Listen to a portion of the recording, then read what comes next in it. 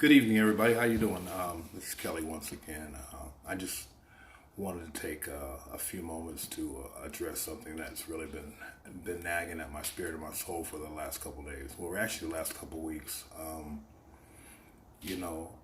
There's just been a lot of unnecessary death lately, and a lot of it could have been avoided. But I think a lot of people are just getting too emotional about life situations. It's never about what happens, but it's about how do you deal with it. For me, I know that my associations with my peer group has a lot to do on how I internalize and deal with life's ills. Always has been, and I mean, I have. God forbid, I know that I haven't made a lot of very good decisions. I made a lot of piss poor decisions that actually led me into some very bad situations and circumstances. But today, knowing what I know now, having access to so much information, the internet, and all these people, there's all these resources that are out there, but yet nobody wants to use them. But even before that, what about the person's inability to say, you know what, I know this guy who's having an issue, but yet you won't say anything because you may be apprehensive about how people might perceive you. But yet, does that really, at the end of the day, that really doesn't matter if you go see, if you knowingly know that this person wants to harm himself or other people? What does it say about you and your character? But it's never about the individuals, it's about us collectively, because one person can do all this, can do life alone. It takes a village, it takes a community, it takes a lot of people, man, just for some of us just to make it through. I know I can only speak for myself, and I know that it does for me. But I reached a point in my life to whereas I'm not afraid of asking for some help. I'm not afraid of asking for some assistance. I'm not afraid of telling those within my small circle that, hey, man, I'm having an issue. Or if I see something on a social media post about somebody's having a bad day, I will always try to say something that's endearing, something that's uplifting, say something that's motivational. What is it going to cost me? But and sometimes people just want to be victims, and they want other people to support their victimization of themselves.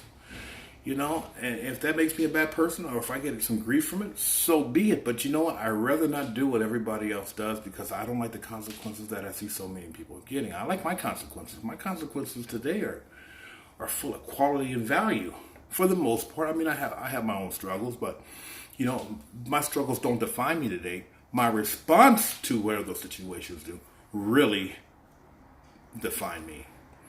And I'm not perfect. I don't strive for perfection. I just strive to have a better life, and those who know me know that it's all for me. It's all about adding quality and value to those around me.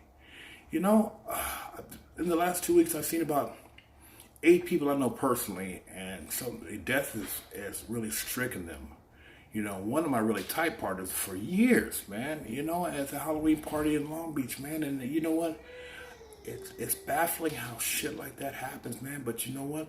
It's never what happens, because you know what? We're always seeing it, but sometimes that shit's gonna come right up on your doorstep.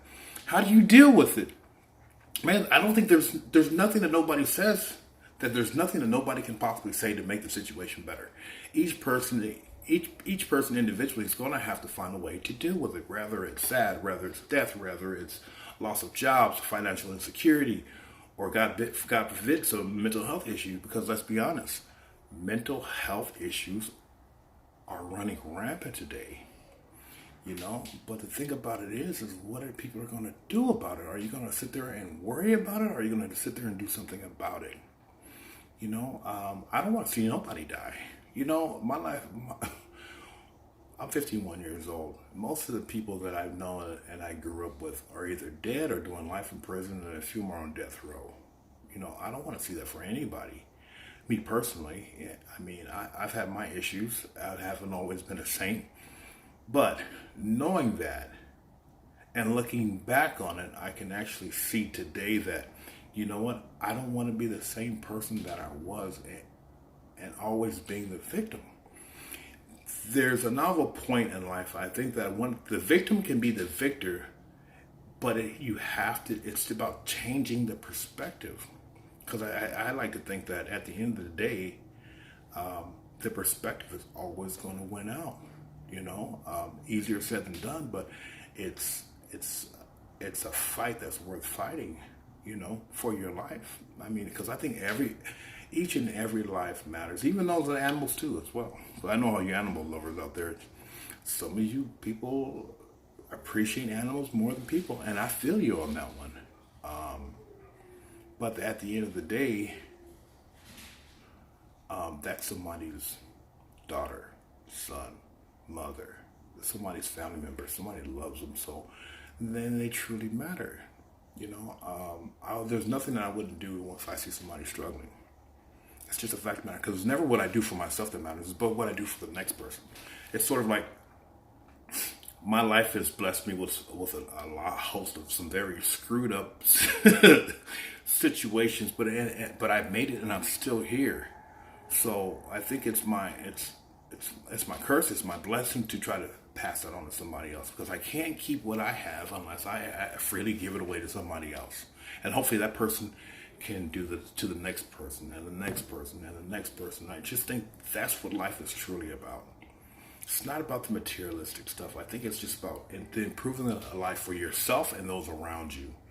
I mean, when I'm out there driving Uber and I stop at 7-Eleven to get coffee, I even talk to the homeless person. It's not about giving them a couple of dollars, but I want to hear your story. Then I tell them, well, you know what? I used to be there. I'm a product of Skid Row, the front line. I was down there for years. The only reason they stopped me from being down there was the LAPD. And then that started on a host of other issues, which I'll go through in another video. But you know what? When I look at my life today, I can actually see that. It's about fighting for the life that you have. Your issues are your issues, and you know what? Can't nobody take care of them for you. You have to see them through yourself. The novel point is that is the people that you're associating yourself, or you're surrounding yourself, helping you to become furthering your victimization of yourself, or to create that victor that you have within you. Because yes, I believe that you're a victor, and the floor is no place for a champion. And I think everybody is a champion, but you just have to realize it. And if you don't know it, I'm telling you right now, you are a champion. All right, I think I've said enough. I will talk to you guys in a couple of days.